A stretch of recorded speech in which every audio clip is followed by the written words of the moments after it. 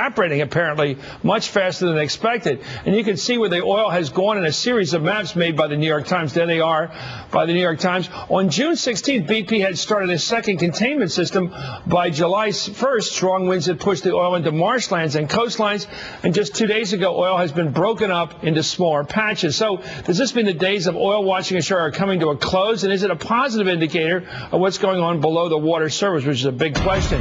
Ed Overton's an environmental science professor at Louisiana State University, LSU, and John Hofmeister, my friend, was president of Shell Oil. Let me start with the professor. What are your signs? What evidence do you have to draw on as to how bad the long-term environmental or conservation damage is going to be here as of now?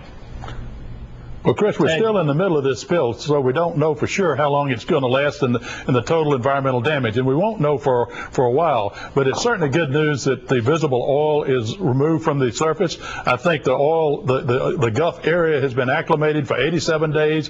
Has really been degrading bacteria. The bacteria have been degrading the oil. All of a sudden, there's no new oil out there, so those bacteria are looking around for supper, and they find the oil that is there and are rapidly degrading what's left of the residual oil. So maybe our planet's going to save our planet, in other words. The way things work ecologically is going to help us.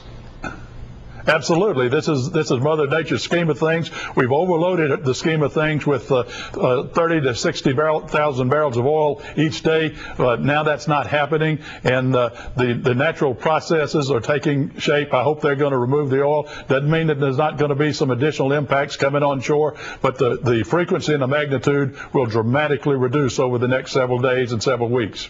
Let me go to John Hofmeister on the legal question. I am impressed that on the front page of the Washington Post this morning, I read that the Obama administration may be having a tricky day on immigration, which I do believe they may have stepped in something. On this, I think they may be smart. It's called the BP Squad. It's made up of people from the FBI, the Coast Guard, the EPA, all working to see if there's possible criminality in the decisions which were made by management, whether bribes were taken or given to MMS, the administering agency within Interior. What's your sense of the prospects of finding a crime beneath this spill? John.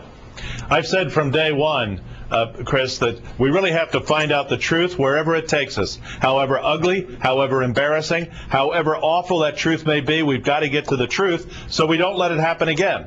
I still believe that these were individuals who were making poor judgments, bad judgments, incompetent judgments. I really have some reservations with what I know at this point, only reading the papers and hearing the news reports, that it has bordered into criminality. But then I'm not a lawyer. I think it's perhaps a good show to put on a great force down in New Orleans, but whether they will ever find any criminal behavior, it's a long way from here to there, in my opinion. Well, what is your value judgment? I have one. I think if somebody makes a deliberate business decision to cost our planet in order to make money, they ought to be punished. And criminally. It is a criminal thing to hurt this planet. I don't want to sound like too much of a tree hugger, but I am, like everybody ought to be, on this simple question. If somebody has to make a decision and they say put in seawater instead of drilling mud because it's cheaper, but they know there's a better chance that well's going to blow, that's a bad decision and a bad person made it. Now, they may have made it with pressure from above for profit or timetable, but what's your view of that? You're the expert. Well, we have to find out exactly who decided what on what Why are conditions. they hiding this from us? Why don't we know now after all these months as to who made these decisions? Why don't people tell us? There are a couple individuals that have taken the Fifth Amendment, as I understand it.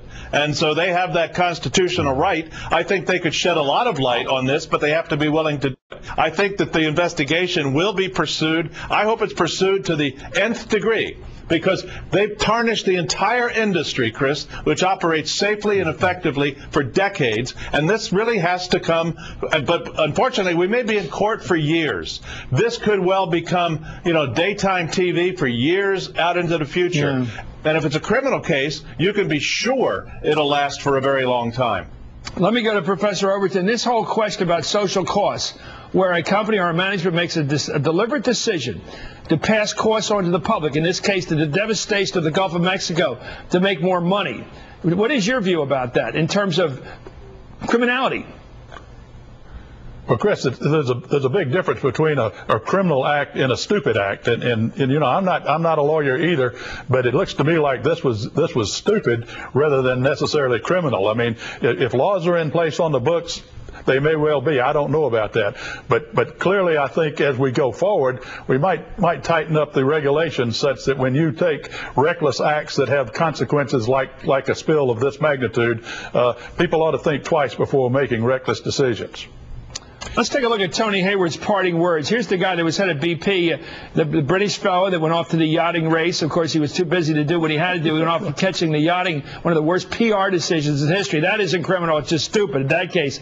Quote, I like this because this is the best part of the Brits. Whether it is fair or unfair is not the point. I became the public face of the disaster and was demonized and vilified. BP cannot move on in the U.S. with me as its leader. Sometimes you step off the pavement and get hit by a bus. Did I make mistakes? Of course I did. But would I have changed fundamentally what BP did and the role I played in it? I think the answer is no. Very British, John Hofmeister. I like that about the British. When something goes wrong in British cabinet or British government, somebody says, I'm out of here, I resign, I'm back to my club, they have a couple drinks and it's over. But you don't have to look at the guy anymore. Your thoughts about this? Is this the best of the British? They leave?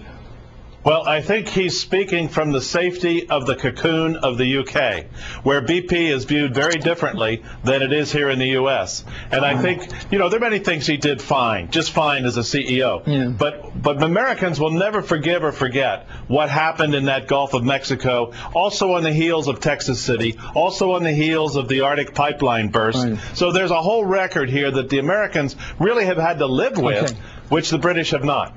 I just don't want to read someday in the paper on the British Honours List that he's Lord Hayward. As Churchill, my hero, once said, I want to see fewer peerages and more disappearages. Anyway, thank you, Ed Overton, and thank you, John Hofmeister. Up next, a preemptive strike from the DNC. Their new web video argues that there's no difference really between the Republican Party these days and the Tea Party. But guess what? The Tea Party is more popular. We'll get to that one.